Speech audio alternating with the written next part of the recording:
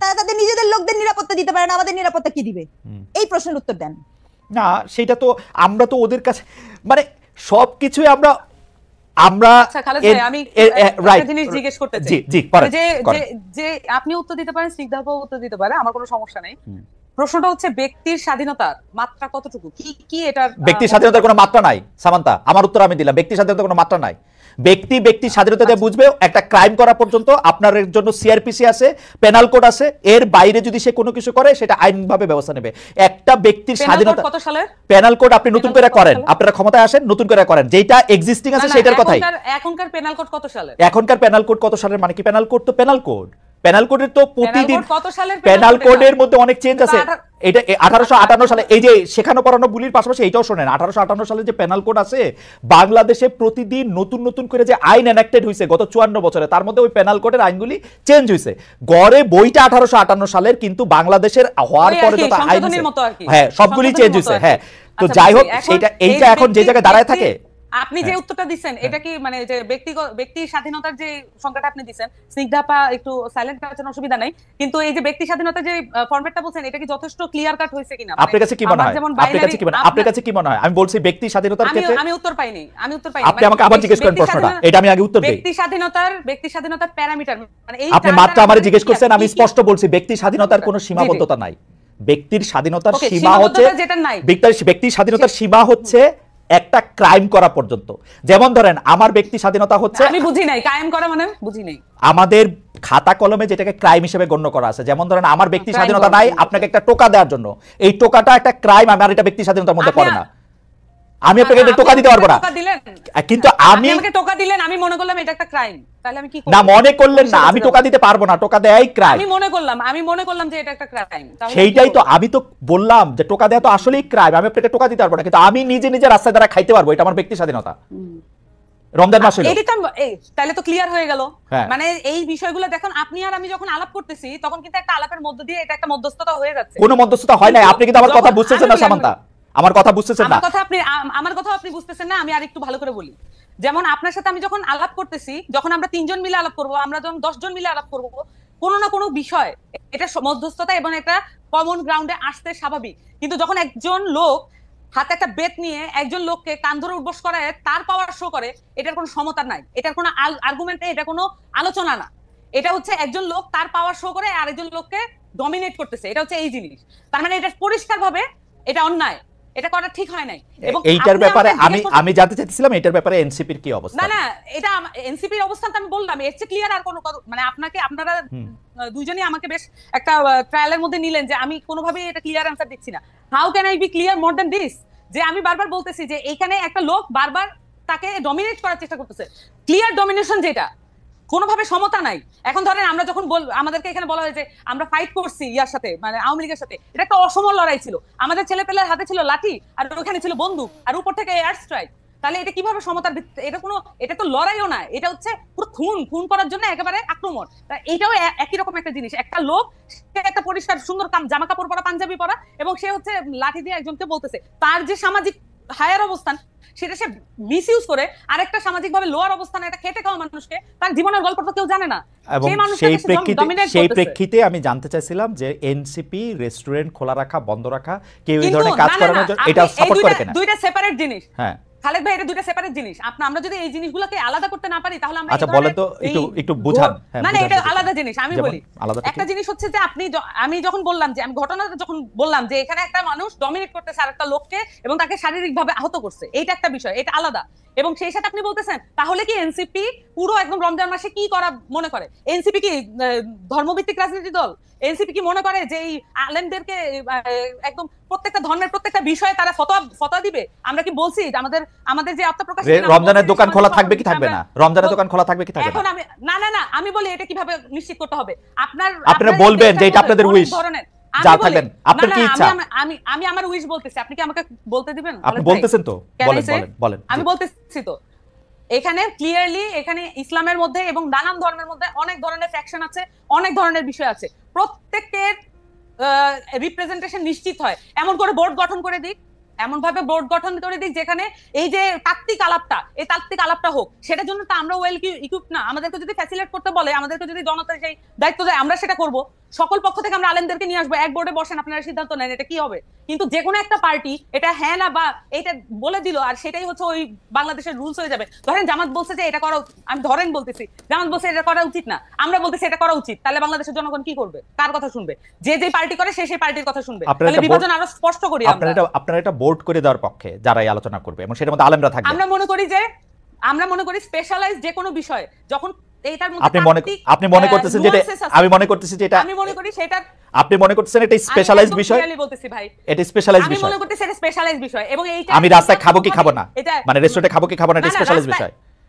এটার সাথে এটা সম্পর্ক না। এখানে দেখবেন যে রোজা অমুক তমুক অনেক কিছু নিয়ে আসছে এখানে কনসেপ্টের সাথে। আপনি যখন প্রশ্ন করছেন এখন আপনি আরো বেশি সিম্পলিফাইড করে ফেলতেছেন। আপনার প্রশ্নটা প্রথমে এটা ছিল না, আপনি এখন মানে এটাকে কম্প্রোমাইজ করতেছেন আপনি তর্কের দিদার জন্য। আমি বলতেছি যে সামান্তা লুক, সামান্তা এই যে শুনেন সামান্তা, এই তর্কে জিতা জাতীয় কথা মানে বললেন না। আপনি তর্কে জিতছেন, 100-তে 99 পাইছেন।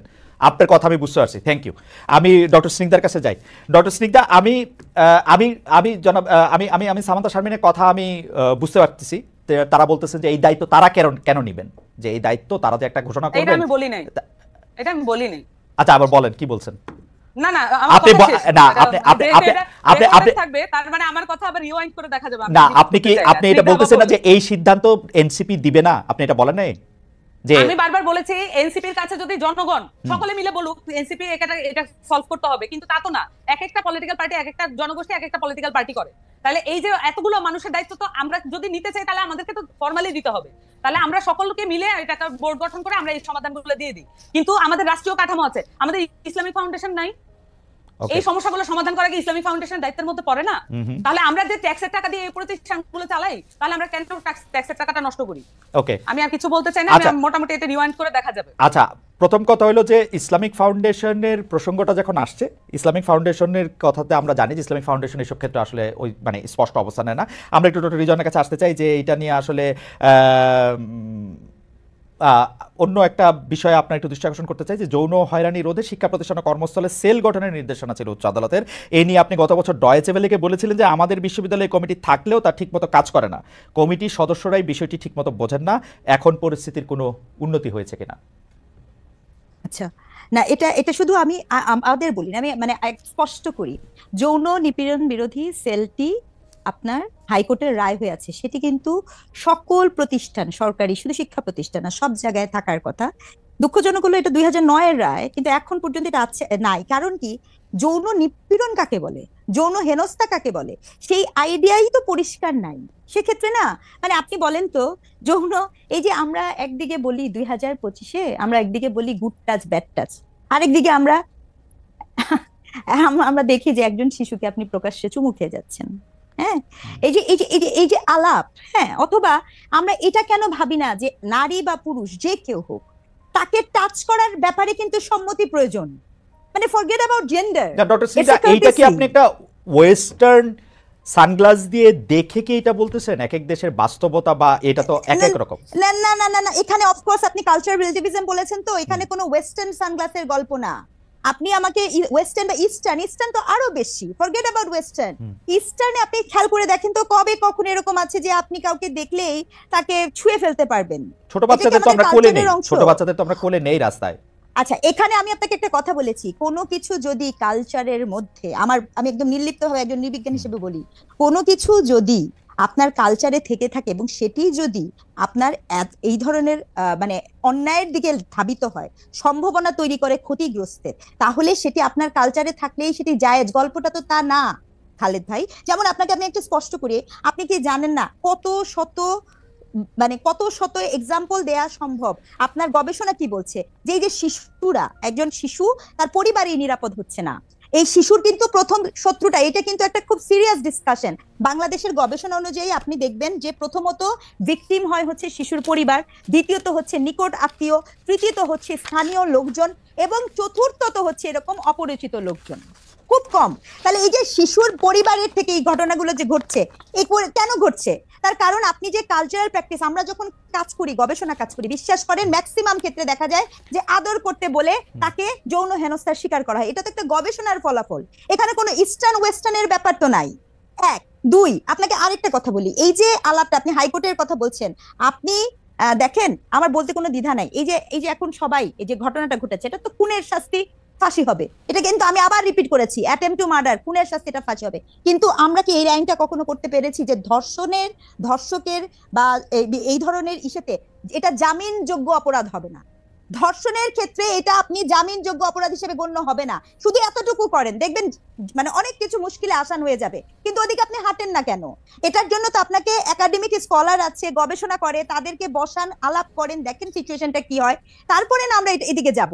আজকে আপনার যৌন নিপীড়ন আপনার প্রত্যেকটা প্রতিষ্ঠান, সচিবালয় থেকে কর্মক্ষেত্রে, ওয়ার্কিং প্লেসে, আপনি দেখেন এই যে ঢাকা বিশ্ববিদ্যালয়ের ঘটনাটা, আচ্ছা আসলে কি ঢাকা বিশ্ববিদ্যালয়ের যে ঘটনাটা ঘটলো, ওই যে মেয়েটাকে যে ছেলেটা এই কথাগুলো বললো, এই যে এটা যে একটা ভার্বাল অ্যাবিউজ, যৌন নিপীড়নের তো অনেকগুলো ধারা আছে, ভার্বাল অ্যাবিউজ আছে, হ্যারাসমেন্ট আছে, কিন্তু ডক্টর সিং দা এগুলি তো আছে, কিন্তু আবার আমাদের তো এটা একটা দেশ, আমরা তো 53-54 বছর ধরে এই দেশের মধ্যে থাকি। আপনি দেখেন যে আইনটার কথা বলা হচ্ছে, সামারি ট্রায়ালের কথা বলা হচ্ছে, যেখানের মধ্যে কোনো কিছু কাউকে শোনা হবে না সেরকম বলা হচ্ছে, এটা তো অনেক মিস ইউজও হইতে পারে। আপনি আমাকে পছন্দ করেন না, আপনি আমাকে জানেন না, আমি আপনার সামনে দিয়ে হাইটে গেলাম, আপনি বললেন আমি আপনাকে ভার্বাল অ্যাবিউজ করছি, যদি বাংলাদেশের আইনটা আমাকে প্রোটেকশন না দেয় আমি কই যাব বলেন? আচ্ছা আচ্ছা, না এখানে একটা বিষয় থাকে, ভার্বাল অ্যাবিউজের তো আপনার তো অপরাধগত মাত্রা থেকে আপনি শাস্তি দিবেন, তাই না? এটা অবশ্যই আপনার প্রচুর নারী নির্যাতনের মামলা আছে, কিন্তু দেখেন আমি যখন ধর্ষণের কথা বলছি, ধর্ষণের প্রমাণ করা কিন্তু খুব কঠিন, ধর্ষণের কিন্তু মিথ্যা মামলা হওয়ার সুযোগই নাই। তার কারণ আপনার এখানে সিমেন্সের ট্রেস বলেন, পেনিট্রেশন বলেন, আপনার এক্ষেত্রে ভিকটিমের বয়ান বলেন, এখানে কিন্তু গল্পগুলো এরকম না। ডক্টর সিং দা, আপনি কিন্তু আসলে ধর্ষণের ক্ষেত্রে আপনি বলতেছেন যে মিথ্যা মামলা হওয়া কঠিন, কিন্তু আমি কিন্তু আমার অভিজ্ঞতা জানি ধর্ষণে মিথ্যা মামলা হওয়া সহজও বটে, মানে কঠিন আবার সহজও বটে, কারণ আপনি তো প্রক্রিয়ার মধ্যে যাবেন অনেক পরে, আপনার যদি টাকা পয়সা না থাকে সেইটা সময়টা লেগে যাবে 2 বছর 4 বছর, আপনার 120 দিন জামিন হবে না, আপনি এটার মধ্যে কিছু করতে পারবেন না। এইটা তো মানে এখন আবার আমাকে মনে হবে যে আমি খুব ধর্ষকদের পক্ষে না, আমি সেইটা বলতেছি না, আমি প্রসিডিউরাল ফল্টের কথা বলতেছি। আপনি বিশ্বাস করেন আমি ম্যাজিস্ট্রেট ছিলাম, আমি এজলাসে বসে দেখছি যে এইটার মধ্যে কিন্তু দুই পক্ষই অসত্য কথা বলতে পারে শুধু আরেকজনকে ফাঁসায় দেওয়ার জন্য। অবশ্যই অসত্য কথা বলতে পারে খালেদ ভাই, কিন্তু সেক্ষেত্রে আপনার কি করতে হবে, আপনি যদি এই মামলাগুলোকে দ্রুত বিচার ট্রাইব্যুনালে নিয়ে আসেন, এবং এক্ষেত্রে খুব অ্যাক্টিভ রোল প্লে করতে পারে আমাদের ট্যাক্সের টাকায় চলা সমাজ কল্যাণ মন্ত্রণালয়। গত 53 বছর ধরে এই মন্ত্রণালয়টা আসলে করে কি আমাকে একটুখানি বুঝায় বলেন। কোনদিন শুনছেন সোশ্যাল সার্ভিস থেকে কিছু করে? না, আপনি আমাকে বলেন, সোশ্যাল রাষ্ট্রায়ত্ত কত কত মামলা থাকে, এটা অনেক ব্যয়বহুল। রাষ্ট্রপক্ষবাদী হয়ে এই দেশে ধর্ষণের বিপক্ষে যারা আন্দোলন করে তাদের বিরুদ্ধে মামলা করতে পারে, অথচ একজন মানে মনে করেন ধর্ষণের শিকার শিশু, সেই মামলাটা রাষ্ট্র করতে পারে না। না, রাষ্ট্রই তো করছে, রাষ্ট্রই তো করবে। না না, মা করেছে বাদী মা হলো ক্রিমিনাল কেসের ক্ষেত্রে সবগুলিতে রাষ্ট্রই আসলে ওই বাদীর পক্ষে। এটা এখন বাদী চাইলেও, বাদীর মা চাইলেও এটা কিন্তু প্রত্যাহার করতে পারবে না, রাষ্ট্র সেখানে বাদীর পক্ষে দাঁড়িয়েছে। এখন আপনি কেসটা দেখবেন, কেসটা দেখবেন জনৈক এক্স বনাম রাষ্ট্র। এখন হ্যাঁ, জনৈক এক্স বনাম রাষ্ট্র, কিন্তু আমার বক্তব্য হচ্ছে যে কেন ওইটা তো একটা ব্যয়বহুল প্রক্রিয়া, ওইটা তো একটা চলমান প্রক্রিয়া, সেই প্রক্রিয়াটাতে আমরা কি আমাদের সোশ্যাল সার্ভিসকে এক করতে পারি কিনা? একটা শিশু নির্যাতন হলে কোনোদিন কি বাংলাদেশের সোশ্যাল মানে সামাজিক যে মানে সমাজ কল্যাণ মন্ত্রণালয় থাকে বা নারী ও শিশু অধিকার, তারা কি ওই বাসায় যে জিজ্ঞেস করেন? মানে এটা তো খুব স্বাভাবিক প্রক্রিয়া। রাস্তায় যে মানুষরা আপনার রাস্তায় থাকে, সেই মানুষগুলোর জন্য আপনি আমাকে বলেন এই যে শেল্টার হোম বা এগুলো কাদের করার কথা?